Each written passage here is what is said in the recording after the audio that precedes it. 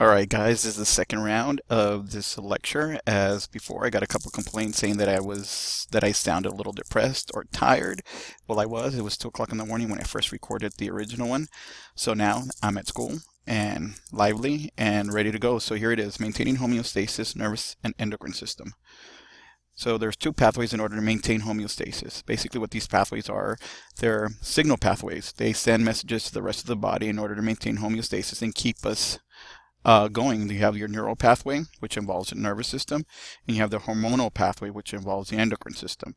The function of both is to monitor and control responses to external and internal stimuli. Remember, stimuli are anything that requires a response, okay? So the characteristics of both, they can work together or independently to maintain homeostasis. The organs for each one, the nervous system has the brain, spinal cord, and nerves, as you can see in this illustration here. The endocrine system has endocrine glands, and our glands of the endocrine system to secrete their products, which are hormones, directly into the blood rather than through a duct. And here you have a great visual of the different glands found in our bodies. You have the pituitary gland, the thymus, the thyroid, and of course for females, ovaries, and for males, the testes, adrenal glands, and the pancreas. Okay. The cells for each of the systems. For the nervous system, you have the neuron. This is your basic neuron here. You have its cell body, its dendrites, and in the middle you have its axon. So messages come in through the cell body, travel down the axon, and out the dendrites. Okay. And the endocrine cells, these are a group of cells that secrete substances, and these glands are usually or not usually, or have these capillary systems around them. So when the glands secrete, it diffuses straight into the bloodstream, and it travels around our body trying to look for those target tissues. The chemical messengers for each one, we have neurotransmitters for the nervous system. Neurotransmitters, anything that has to do with neuro in front of it, the prefix neuro is going to be with the nervous system. So neurotransmitters. Hormones have to do with the endocrine system. Here are examples of some neurotransmitters. So you have norepinephrine, serotonin, and dopamine. And you can see how each one has functions and they all intertwine with each other. Okay. Here are hormones. You have growth hormone, you have melatonin, you have epinephrine, norepinephrine. Pancreas produces insulin. So remember, all these hormones are produced by these glands, which are surrounded by capillaries. These capillaries then take in the hormones and transport them through our circulatory system to the rest of our tissues. All right, nervous system, how fast do they react? The nervous system is hundredths of a second. As you can see here, as soon as you see something, it's processed by the brain and sends it back out, and you're able to see the image.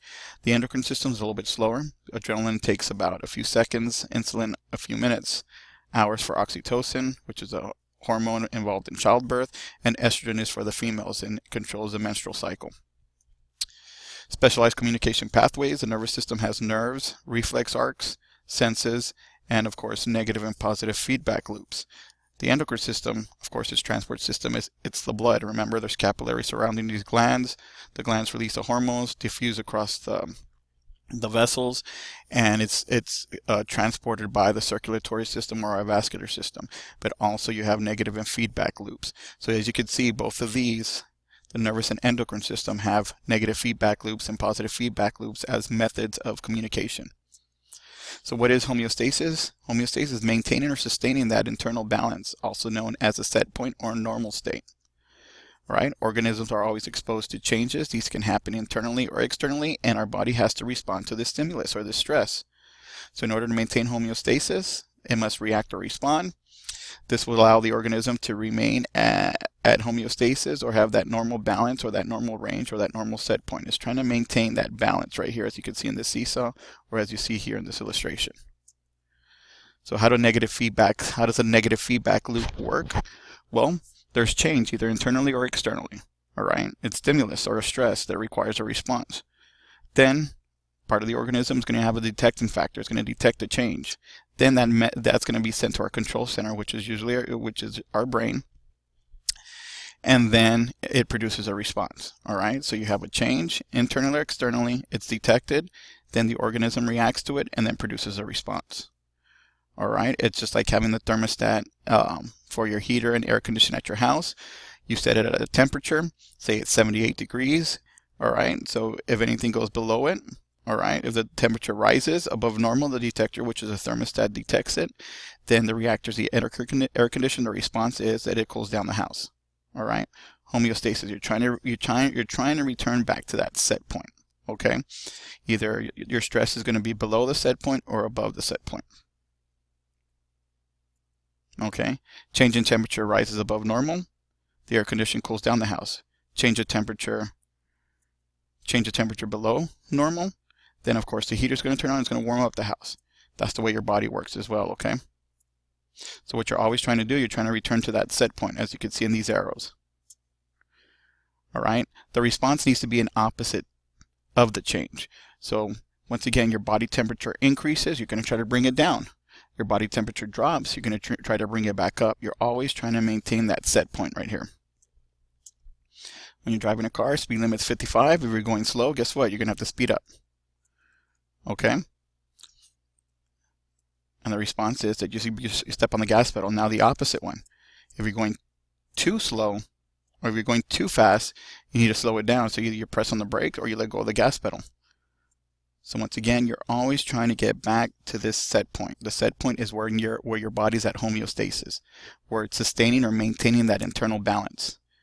All right, so what is exactly a negative feedback loop? A negative feedback loop is a pathway that maintains homeostasis by decreasing or stopping the stimulus. Negative feedback loops are used to maintain homeostasis. So here you go, the stimulus, the detector, the control center produces an effect, and then you finally have your response, okay? This is a perfect model as well. You have the balance where it's at homeostasis. If it goes above, you're trying to come back to normal. If it goes below, you're trying to come back to normal. So you're going to have a receptor, control center, and effector. The effector produces the response. Stimulus is anything that changes either above the set point or below the set point. All right, some negative feedback examples. Here they are. Normal blood pressure. If your blood pressure is your stress, your blood pressure increases, your blood vessels are the response is going to be your blood vessels are going to dilate. They're going to open up to reduce that blood pressure. But if your blood pressure drops, your blood vessels are going to constrict in order to increase blood pressure. This is an example of a negative feedback loop. You're always going to have an opposite reaction to the change. So once again, blood pressure increases, you're going to have to decrease blood pressure. Okay, blood pressure decreases, you're going to have to increase blood pressure.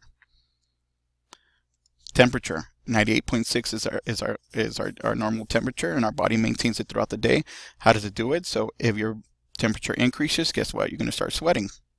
All right, that's your response, and the control center is the brain.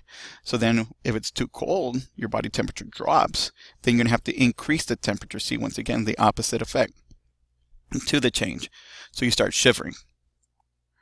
Another one's blood glucose. All right, as soon as you eat something, your glucose levels go up, and then the pancreas detects it, then releases the hormone insulin. Insulin brings the glucose levels back to normal. Negative feedback loop. All right, even if your sugar levels drop below normal, you're going to have to eat something sweet in order to bring those sugar levels back up. So your body's trying to maintain homeostasis throughout, and it has those two mechanisms, the endocrine and the endocrine and the nervous system.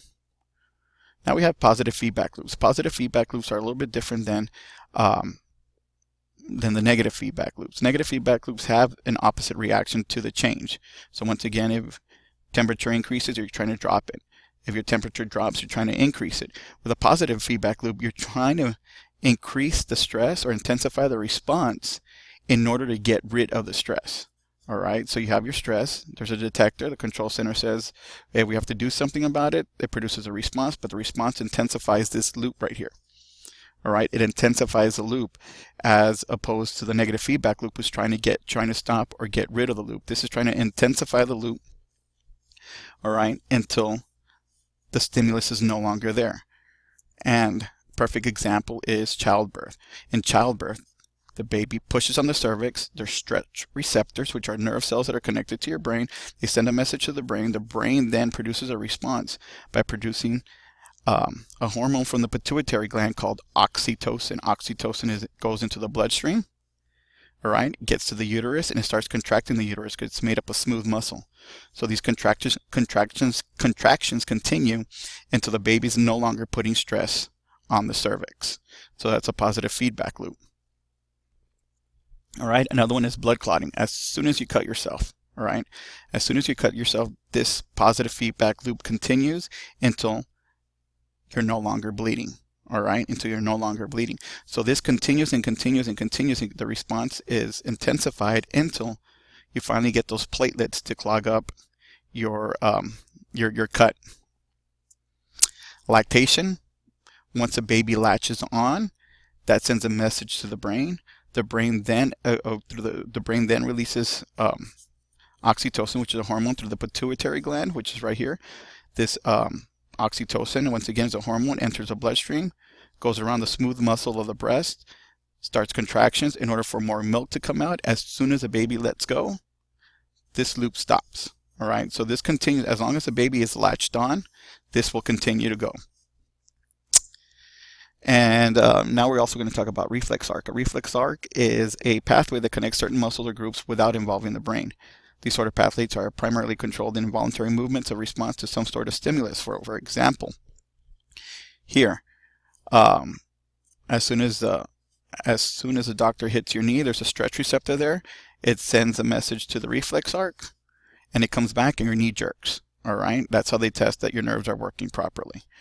Okay, so in summary, this is all about the nervous and endocrine system and how they maintain homeostasis through negative and positive feedback loops, and also about the reflex arc.